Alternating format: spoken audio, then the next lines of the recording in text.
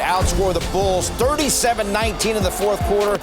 Emmanuel quickly 11 of his 13 in the first half of the fourth quarter. And Julius Randle tonight goes for 34 points, his 12th game this year with at least 30. The Knicks end up blowing out the Bulls 113-94. As the fans file out, the Knicks have 3 home games left. Next up, a 6-game road trip. And they enter that 6-game road trip 4th overall in the East. Look at the standings because the Hawks tonight drilled by Philadelphia. So the Knicks at 35-28, alone in 4th place in the Eastern Conference. Great to have you with us from our Delta MSG studios. Bill Pito, along with Alan Hahn. Wally Zerbiak. Alan Hahn joins us from his home studio. I'm laughing because you said it was going to be this type of result. I'm watching there in the green room, and there were a lot of moments of extreme tension. You're going off on me in the green room. You're wrong. They're going to lose this game, blah, blah, blah, blah, blah. I'm like, relax, all right? What made you so confident? Because no Zach LaVine. 18-point lead. I don't care if they've won 4-3 in their last 7 without Zach LaVine. No, but the 18-point lead went to that the happens. Bulls. All right. I mean, there are professionals on the other team. They play hard. Billy Donovan's a great coach. You know, they got Vucevic, who's starting to figure things out, and he's dominant down low. And they were dominating in the paint and on the boards. But I don't normally give you statistics on here, but I got some useful stats for everyone out there. Alan, tune in. These are useful. All right.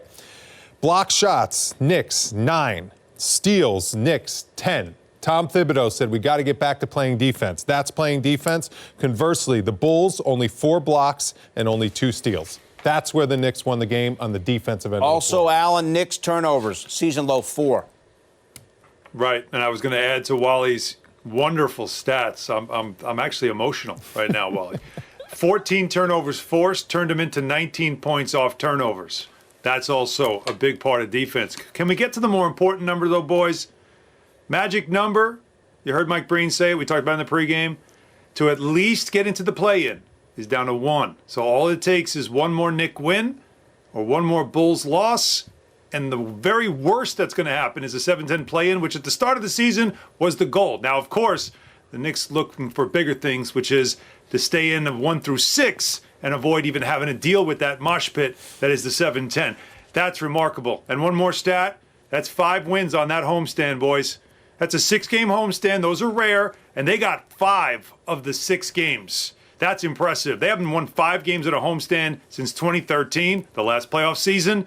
And the last time they got 5 wins in a 6-game homestand, go back to 2000. Another team that went to the Eastern Conference Finals and had a pretty big season as well. The last 2 teams in Knick history to advance in the postseasons. Maybe a harbinger of things to come. Also, keep in mind, come playoff time, guys, potentially the Knicks at home this year, now 22-11. It's huge. How'd they do it in the fourth quarter? Because their lead was only 1 after 3. Bulls actually took the lead in the third quarter. Knicks were up by 1 after 3 after leading the entire game until then, and the lead in the first quarter was 18. How did the Knicks become so dominant in the final 12 minutes? Well, we're going to see how and see who stepped up, but it's because the Bulls were kind of striving to keep in this game. The fact that the Bulls were only down 1, I thought they were playing a little bit above their heads. And the Knicks have another gear to get to. And it was led by Emmanuel quickly, who had 11 points in that fourth quarter. Remember, the bench struggled a little bit in the first half, so they came out on fire in the second half. And this bench unit started that fourth quarter. Obi Toppin with the Gotham lob, flying through the sky, bringing big-time energy to the home court fans. And then how about Emmanuel quickly? I mean, he just went off for 11 points quick. Obi Toppin hanging in there and then getting that follow. I love that unit. That unit plays with a lot of energy. They play with a lot of excitement.